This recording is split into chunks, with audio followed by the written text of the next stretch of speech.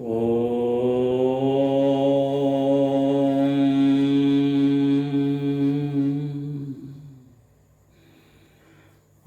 அன்பர்களுக்கு நல்வணக்கம்.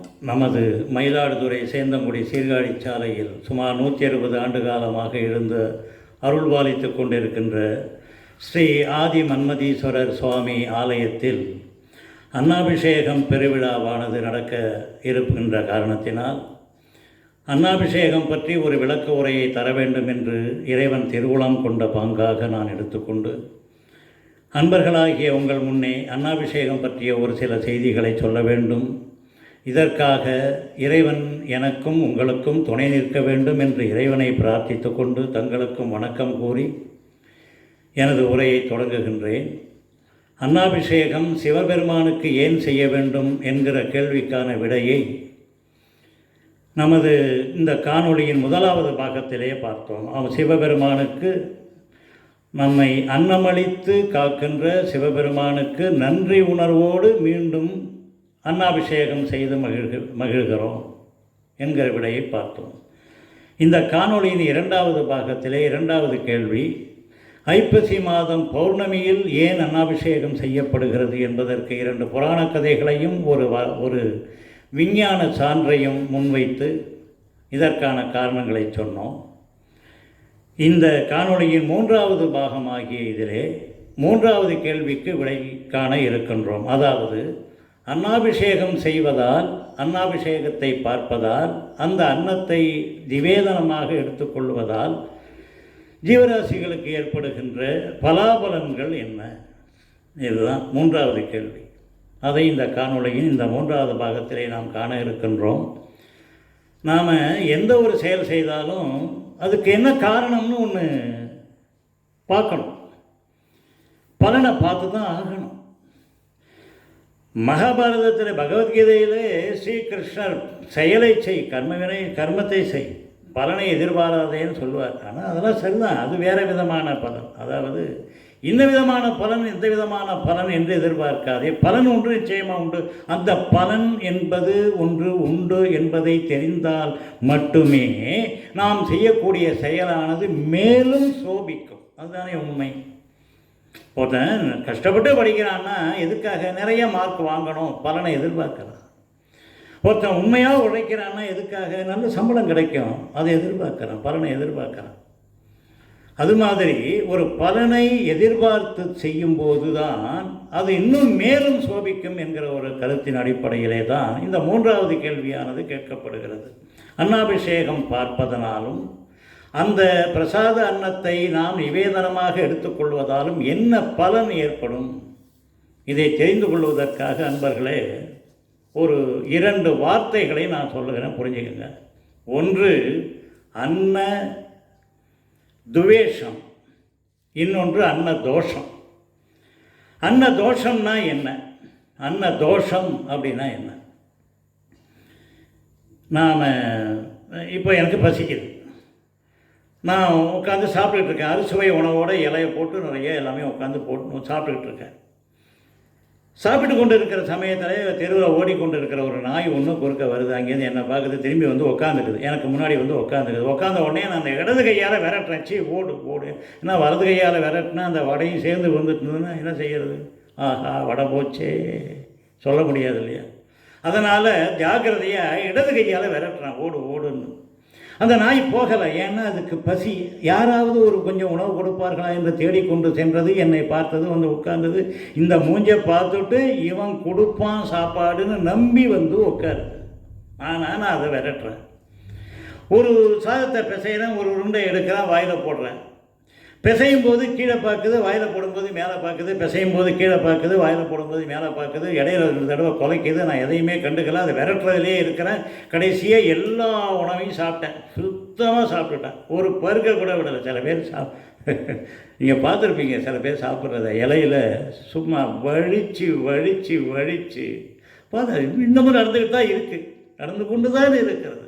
அந்த இலையை சுத்தமாக கடைசியாக அந்த தயிர் சொட்டு கூட இருக்காதுங்க அந்த இலையில். சொல்லப்போனால் அந்த அந்த அந்த இலையில் திரும்பவும் சாப்பாடு போட்டு சாப்பிட்டுக்கலாம் இன்னொருத்தர். அது மாதிரி வழித்து சாப்பிட்டுட்டு அந்த இலையை கொண்டு போய் குப்பையில் கொண்டு போடுவான். அந்த நாய் பின்னாடியே ஓடும். போய் அந்த இலையில் ஏதானும் பருக்கை இருக்காதா அப்படின்னு சொல்லிட்டு அப்படியே எடுத்து பார்க்கும்.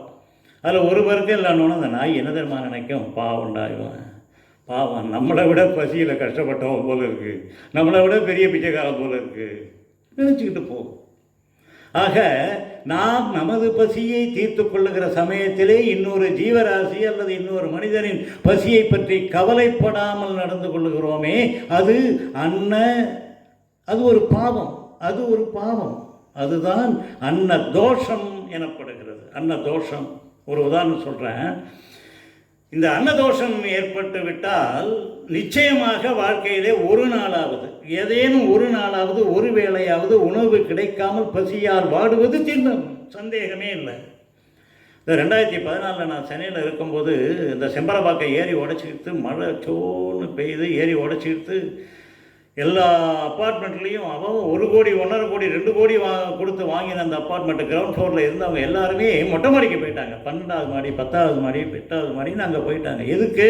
சாப்பாடு கிடைக்கும். மேலே இருந்து ஹெலிகாப்டரில் யாராவது வந்து சாப்பாடு போட மாட்டாங்களா அப்படின்னு. அவ்வளவு நான் அதை கண்ணால் பார்த்ததால சொல்கிறேன்.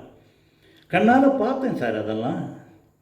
ஆக அந்த ஒரு வேளையாவது சாப்பாடு கிடைக்காமல் பசியால் வாடுகின்ற நிலை நிச்சயமாக ஏற்படும். ஒரு எடுத்துக்காட்டு சொல்லுகிறேன். கர்ணன் உங்களுக்கு தெரியும். மகாபாரதத்திலே கர்ணன் மிகப்பெரிய கொடையாளி. கொடைக்கு சான்று என்று சொன்னால் உடனடியாக கர்ணனின் பெயரைத்தானே நாம் சொல்லுவோம். எல்லா தான தர்மமும் செய்கிறான், எல்லாம் செய்கிறான். போர்க்களத்திலே அவன் இறந்து விடுகிறான். அவனுடைய ஆன்மா நேராக சொர்க்கத்துக்கு போகுது.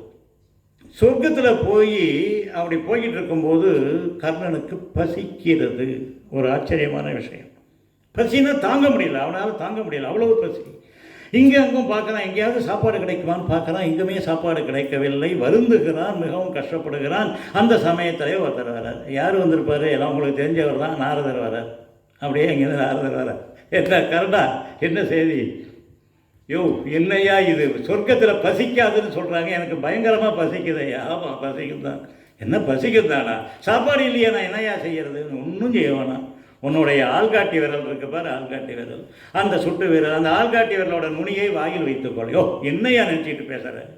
நான் பசிக்குதுன்னு சொல்கிறேன், ஆள்காட்டி விரலை வச்சு திங்க வேணாம்ப்பா.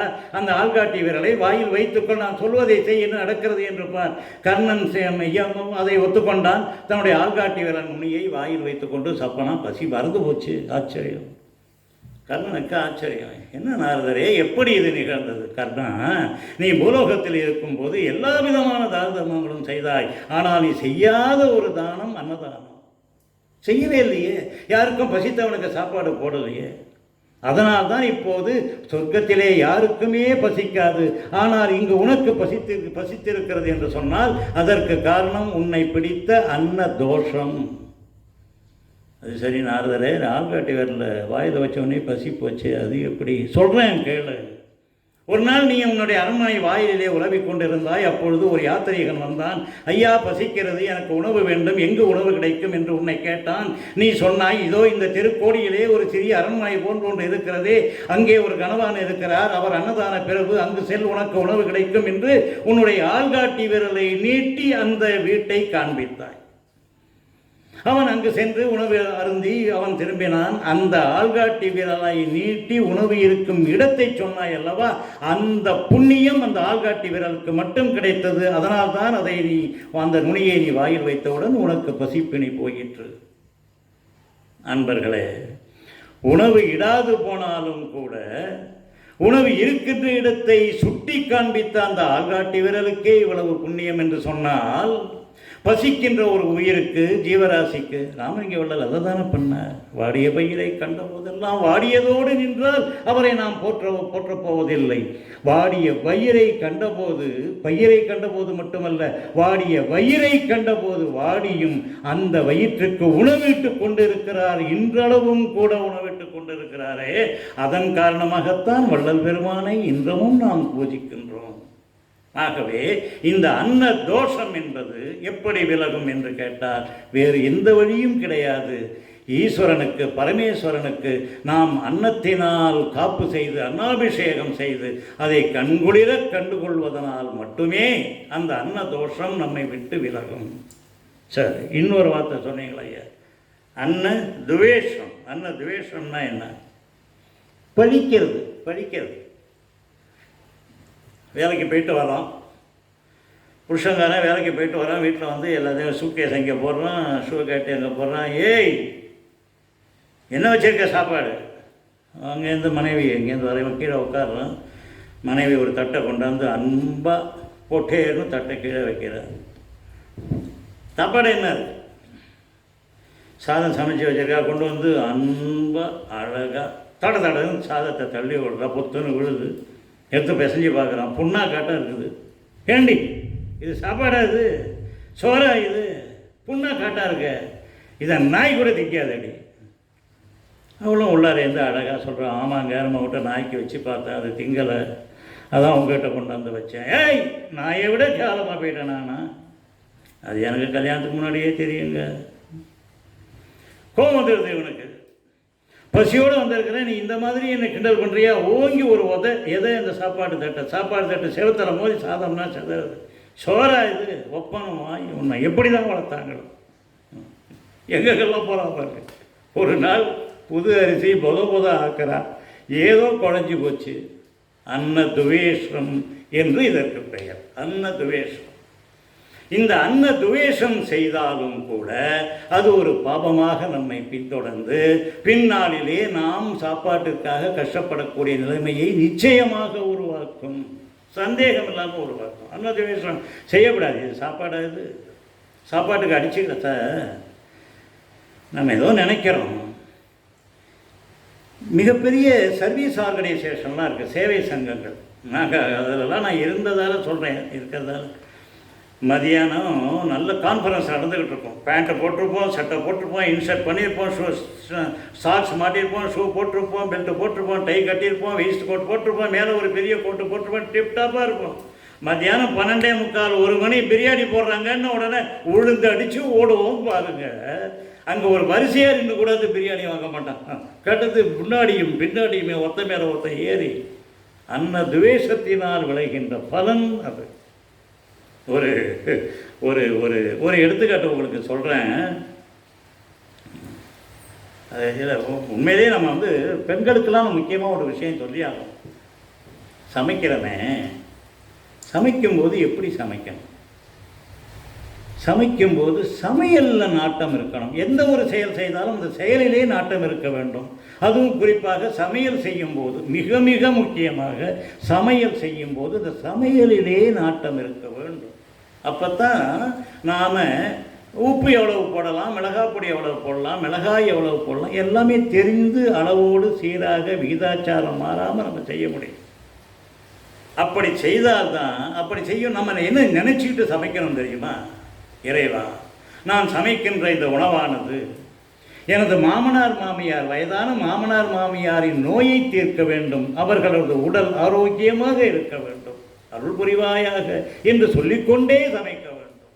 இறைவா, நான் சமைக்கின்ற இந்த உணவானது என் கணவருக்கு உடல் தெம்பினை கொடுக்க வேண்டும், பலத்தை கொடுக்க வேண்டும் என்று இறைவனை வேண்டிக் கொண்டே சமைக்க வேண்டும். இறைவா, நான் சமைக்கின்ற இந்த உணவானது என் குழந்தைகளுக்கு ஆத்ம பலத்தை கொடுக்க வேண்டும், என் குழந்தைகளுக்கு நல்லொழுக்கத்தை ஊட்ட வேண்டும் என்று வேண்டிக் கொண்டே சமைக்க வேண்டும். அதை விட்டுட்டு நம்ம முட்டாமணியெல்லாம் எப்படி ஒரு இடைவேளையும் போது சமைக்க போகுது, ஒரு இடைவேளையும் போது மிளகாப்பொடி போட போகுது, போய் கிண்டிக்கிட்டே அந்த வறுக்கும் போது கிண்டிக்கிட்டே ஐயோ இந்நேரம் அவள் ஓடி போயிருப்பாளே, யாரோட ஓடுனான்னு தெரியலையே, அதை பார்க்க முடியாமல் போயிடுச்சு. அடாடா, அடுத்தபடியாக கழுத்த இருக்கிற சீன் வருதே, அதை பார்க்க முடியாமல் போயிடுச்சே, இங்கே வந்து நான் சாதம் பொங்க வேண்டியது. இது படியெல்லாம் நினைக்கப்படாது. அழகாக நல்ல சிந்தனையோடு சமையல் ஒரு தவம். நல்லா புரிஞ்சுக்குங்க, சமையல் ஒரு தவம். அது ஒரு தவம் என்றால் என்ன? மனதை ஒருநிலைப்படுத்தி ஒரு செயலை செய்வது என்பது தவம். மனதை ஒருநிலைப்படுத்த வேண்டும், அதுதான் தவம். தபஸ் அப்படின்னு சொல்லுவாங்க. சமையல் என்பது ஒரு தபஸ். அதனால தான் சமையல் கலை வல்லுநர்களை என்ன சொல்லுவாங்க? தவசு பிள்ளைன்னு சொல்லுவாங்க. தவசு பிள்ளை. தவசு பிள்ளை அப்படின்னா என்ன? நமக்கு பெரும்பாலான பேருக்கு தெரிஞ்சிருக்காது. தவசு பிள்ளை அப்படின்னு சொன்னால் அவர் சமையலை ஒரு தவமாக கொண்டாடுகிறார், தவமாக செய்கிறார். தவமாக செய்கிற காரணத்தில் அவருக்கு தபசு பிள்ளை என்று பெயர். மனதை ஒருநிலைப்படுத்தி சமைக்க வேண்டும்.